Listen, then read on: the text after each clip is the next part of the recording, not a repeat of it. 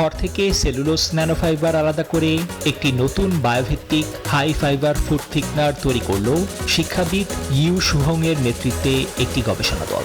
দর্শক, এবার খড় থেকে সেলুলোজ ন্যানো ফাইবার বিচ্ছিন্ন করে এক ধরনের নতুন বায়োভিত্তিক হাই ফাইবার ফুড থিকনার তৈরি করেছে চীনা বিজ্ঞানীরা, যা কৃষি বোর্ডের দক্ষ ব্যবহারের জন্য নতুন সম্ভাবনার দ্বার উন্মোচন করল। আর এরই মধ্যে এই আবিষ্কার বেশ সাড়া ফেলে দিয়েছে সোশ্যাল মিডিয়ায়।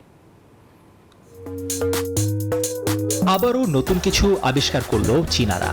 খড় থেকে সেলুলোজ ন্যানোফাইবার আলাদা করে একটি নতুন বায়োভিত্তিক হাই ফাইবার ফুড থিকনার তৈরি করল শিক্ষাবিদ ইউ শুভং এর নেতৃত্বে একটি গবেষণা দল।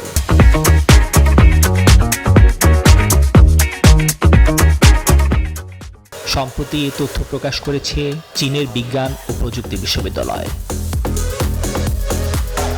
নতুন এই জৈবভিত্তিক খাদ্য ঘনক উন্নত কর্মক্ষমতা প্রদান করে। এছাড়াও কম খরচে বাণিজ্যিক বিকল্পের তুলনায় অধিক ঘন করার ক্ষমতা রাখে। উদ্ভাবনটি খাদ্য উৎপাদন এবং কৃষি বর্জ্য ব্যবস্থাপনার ক্ষেত্রে একটি গুরুত্বপূর্ণ পদক্ষেপ। প্রধান গবেষক শাও মেন জানালেন, নতুন থিকনার খাদ্য নিরাপত্তা পরীক্ষায় উত্তীর্ণ হয়েছে। এটি মানবদেহে খাদ্য তালিকাগত ফাইবার সরবরাহ করতে পারে।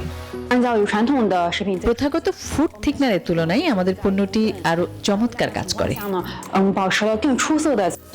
এই উদ্ভাবনী প্রযুক্তি শুধুমাত্র কৃষি বর্জ্যের দক্ষ ব্যবহারের জন্য একটি নতুন পদ্ধতির প্রস্তাব দেয় না, বরং কৃষকদের আয় বৃদ্ধির জন্য নতুন পথ খুলে দেয় বলে জানালেন শাও। নিবির আমিন, নিউজ 24।